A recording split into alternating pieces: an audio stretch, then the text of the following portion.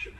I bought this battery here last week. It's dead. I want my money back. That receipt's from Clarkson Tools, not my store. You didn't buy it. You're running a scam, lady. I'll call the real owner. See how he likes it. The real owner built this place and married me 50 years ago. Now either buy this.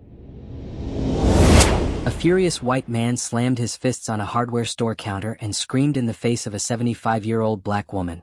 He stepped so close their noses almost touched. He called her a liar, accused her of stealing from him, and told her he'd get the real owner to throw her out. But what he didn't know, the woman he was yelling at wasn't just some old lady running a dusty little shop. She was Geneva Mayweather, a hidden legend of Detroit, a decorated veteran, a woman with friends in powerful places, and a history that could break a man like him with a single sentence. And when the truth came out, the whole city watched the video, and the man's entire life fell apart in one night. Before we start, make sure you subscribe to the channel and drop a comment telling us where you're watching from, because this story today is going to shake you. Give me my money back. The man's voice cracked through the store like a breaking window. Geneva Mayweather didn't move. Her hands rested on the wooden counter. Her metal cane leaned against her leg. Her calm eyes stared up at the tall man leaning over her. She didn't blink, didn't flinch. "Sir," she said softly, "I already told you. You never bought that here." The man, Russell Pike, pounded the counter again. A stack of receipts jumped from the impact. A roll of tape dropped off the edge. "Stop lying," he barked. "People like you," he paused, twisting his face into a bitter grin, "always running little tricks. Think you can fool somebody like me?" Geneva's jaw tightened. The store cameras recorded everything, his posture, his tone, the way he said, "people like you," like it tasted rotten in his mouth. Behind Russell, a woman shopping near the paint aisle froze, her eyes wide. A teen stock worker peeked from the back room but didn't dare step in. Russell slammed a crumpled receipt on the counter. "You see that?" he shouted. "You think I'm stupid? Refund it. Now." Geneva glanced at the receipt. Her voice stayed quiet. "That receipt," she said, "is from a place called Granton Tools. That's 2 streets over. Not my store." Russell leaned even closer, his breath hot with anger. "You think I can't tell you're lying? I've lived here longer than you people." He didn't finish the sentence. He didn't need to. The meaning hung in the air, heavy and cold. Geneva Mayweather didn't look like power. She wore an old navy sweater, brown slacks, and comfortable shoes. Her silver hair was tied back neatly. Her hands were wrinkled but steady. Her cane, a steel rod with a worn rubber tip, was the only sign her knees had seen more years than most. People often assumed she was just another old lady working too many hours in a small shop that smelled of wood, dust, and motor oil. They didn't know she once commanded troops. They didn't know she'd saved lives overseas. They didn't know the mayor invited her to dinner every year, or that her late husband built this store after returning from Vietnam with scars no one could see. They didn't know the shelf behind her held more than nails and screws. It held a folded flag, medals, and letters that could silence whole rooms. But Geneva didn't brag. She spoke only when needed. "Mr. Pike," she said, "you need to lower your voice." Russell laughed. "Or what?" he spit out. "You gonna wobble after me with that cane? Please." His voice echoed through the store, bouncing off metal shelves stacked with tools and parts. Outside, cars rolled down Detroit's cold streets, but inside, the world tightened into a small storm swirling around Geneva and Russell. Her heartbeat stayed slow. She'd faced worse storms before. Much worse. Russell grabbed the cane leaning against the counter. Not hard, but enough. He lifted it slightly, like testing its weight. "Makes sense you'd need this," he said. "People your age, your kind," he chuckled. "Weak bones." Geneva kept her voice steady. "Put that down." Russell smirked. "Oh, now you want to act tough?" He tossed the cane back. It clattered loudly on the floor. The sound echoed. The woman in the paint aisle gasped. The teen stock worker stepped back out of view. Russell pointed right at Geneva's face. "I'm calling the owner," he growled. "I know damn well some old grandma didn't build a store like this. There's no way you're the boss." Geneva didn't blink. "I am the owner." Russell rolled his eyes dramatically. "No, you're the help." He reached across the counter like he was going to grab her register. Geneva's hand moved fast, too fast for someone her age. Her palm smacked down on his wrist with surprising force. "Enough," she said. Her voice cut the room sharper than a blade. But Russell yanked his arm away and jabbed a finger at the security camera above. "You recording this?" he yelled at no one in particular. "Good. I want the cops to see how you treat customers." He puffed his chest out, trying to make himself look bigger. "You'll be lucky if they don't shut this place down," he said. "I know people. Real people with real power." Geneva simply stared at him. "You have no idea," she whispered, "what real power looks like." Russell didn't notice the small blinking light beside the camera, or the fact that it wasn't just recording. It was streaming. Straight to a private security network Geneva had access to. A network connected to people Russell could never imagine. Geneva didn't mention it. Didn't need to. She simply bent, picked up her cane and leaned on it again. "Mr. Pike," she said, her voice low, "you're making a mistake." He barked out a laugh. "The only mistake is you thinking you can talk to me like I'm below you." He leaned close again, nose almost touching hers. "You're nothing," he whispered harshly.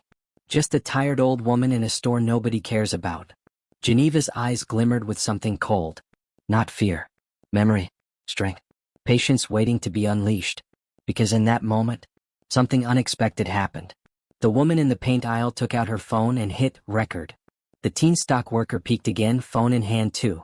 Others outside the store paused, noticing the shouting through the open door. Russell didn't see any of them. He was too busy talking.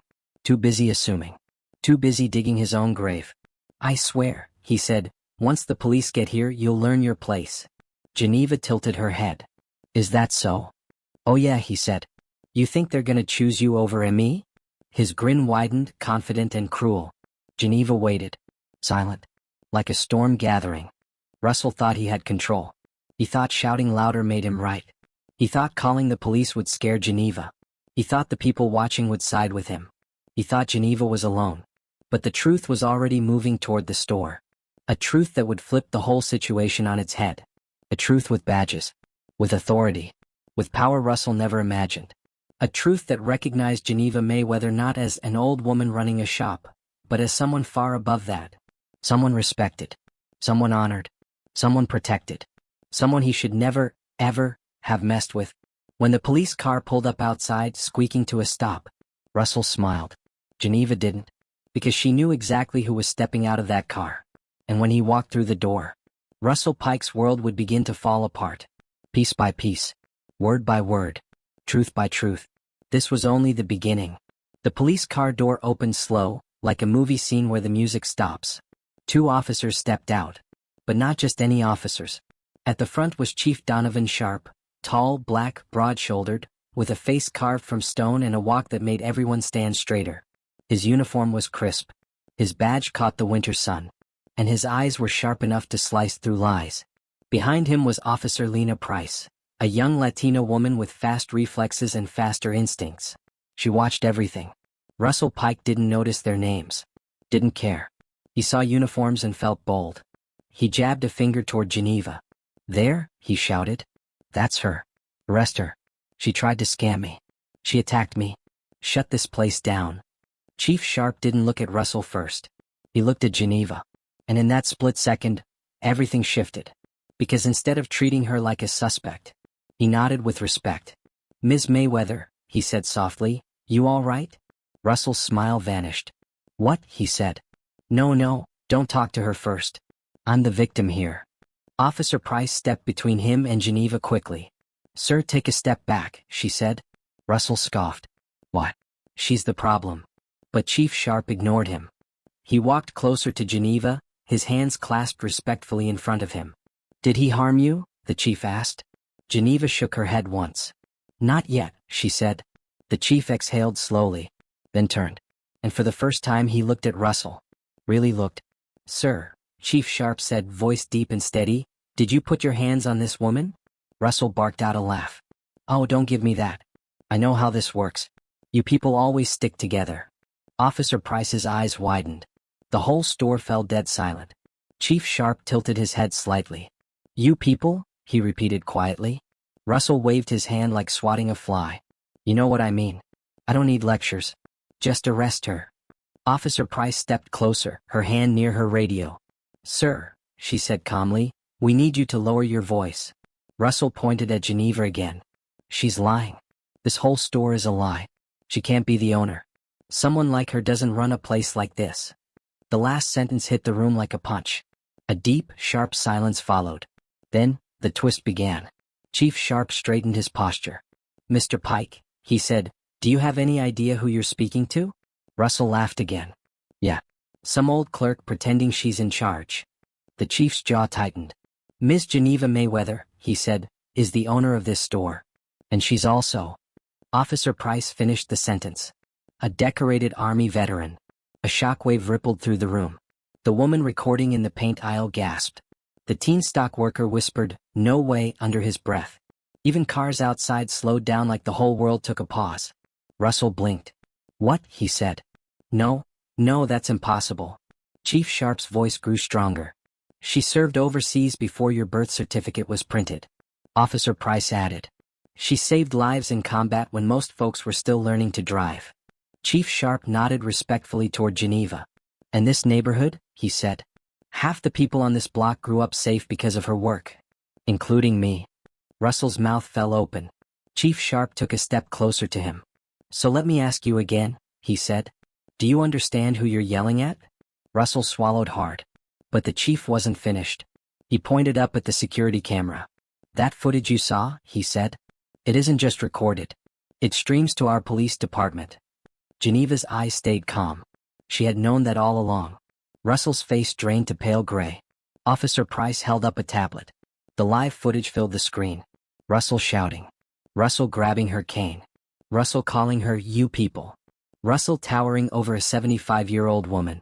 Sir, Officer Price said, this is assault and harassment.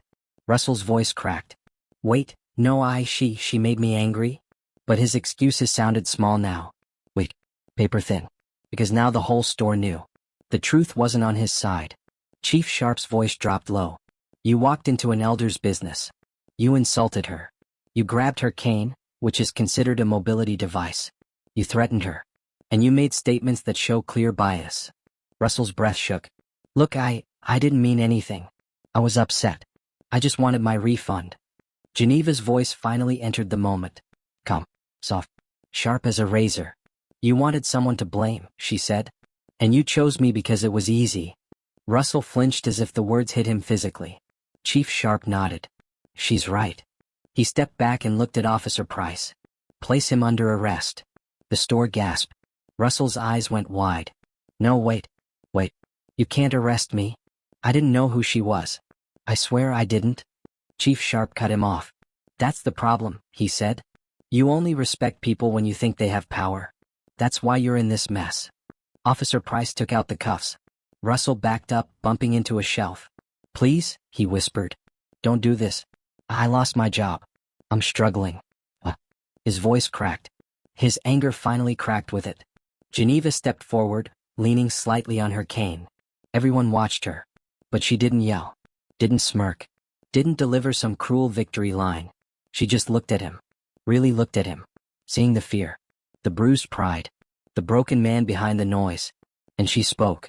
You could have asked for help, she said. But you chose hate instead. Russell's shoulders collapsed. A long, painful silence followed. Chief Sharp nodded at Officer Price. She gently took Russell's hands and cuffed them. He didn't resist. Not anymore. As Officer Price led Russell out, the woman in the paint aisle kept recording. The teen stock worker followed to the door. Neighbors outside stared. Phones lifted. Cameras recorded. Russell covered his face. Geneva didn't look away from him. Chief Sharp stood beside her. You want to press charges? He asked. Geneva breathed in. Slow. No, she said. The whole store froze. Even Russell stopped walking. Chief Sharp frowned.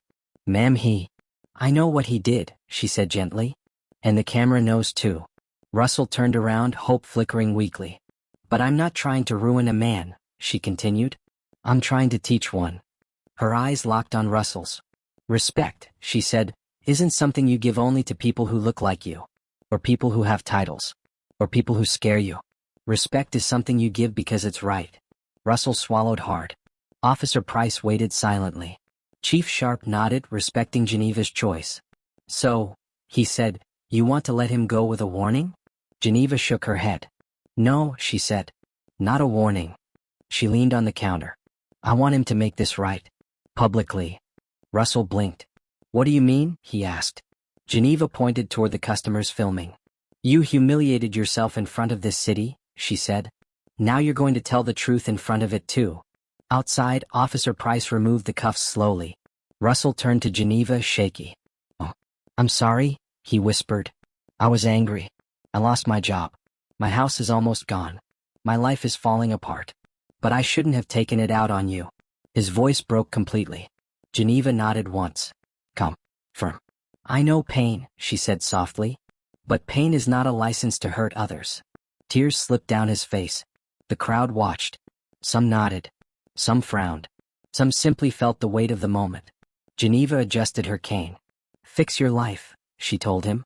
"Not by breaking others, but by rebuilding yourself." Russell nodded, wiping his face. Officer Price wrote down his information. "Any trouble again," she warned gently, "and you'll face real charges. Understand?" "Yes, ma'am," he whispered. Chief Sharp turned to Geneva. "You handled this with grace," he said. "As always." Geneva smiled faintly. "Just doing what my husband taught me."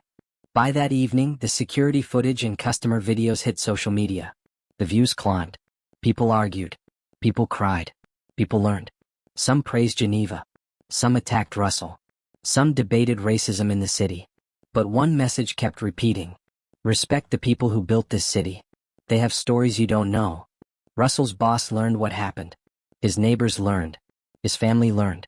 It was the hardest night of his life, but maybe the most important.